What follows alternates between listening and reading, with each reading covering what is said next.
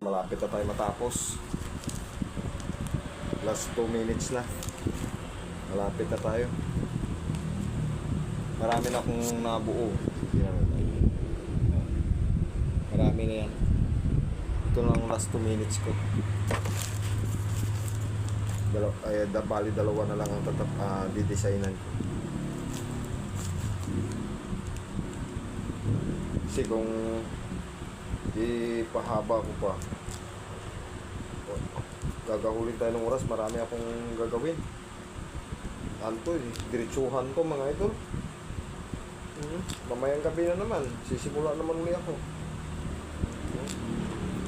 Baka mamaya magla-live ako para hindi na ako mag-i-edit.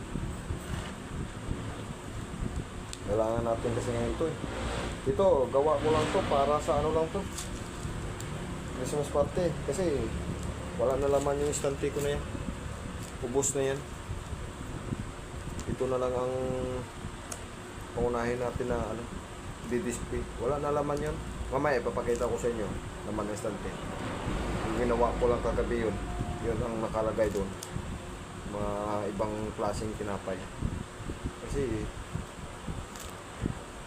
marami na talaga yung gawa ko ngayon. Halos wala akong pahinga ngayon. Ano na? Titik na yung gawain ko ngayon.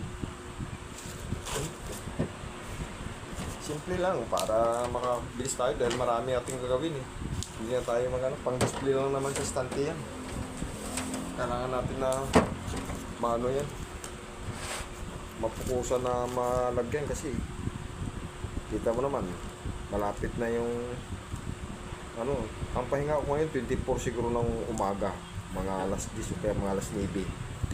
Yan tayo magpipinis na kasi hapon naman ang bilihan eh. Mga tikabong yan, ang pahinga ko lang 24. Di pahinga ako ng linggo. Eh kayo nga, maghahanda pa kayo dyan eh. Ako hindi, matutulog ako. Bahala na sila dyan sa paghanda sa ating gabi. Tutulog ako niyan. Babawi ako ng tulog kasi ilang araw akong sagaran sa gawa. Kaya ang gagawin natin, i-edit tayo. Magisingan na natin, umaga na. Dahil sobrang pagod natin. Ikaw pa naman din, hindi ka mapagod yan. Straightan yung gawa mo. Naghahabol ka para may ilagay din. Kasi kapag hindi mo mahabol yan, wala kang ma-display sa estante mo. Kailangan pupukusan mo magkaroon ng laman yan.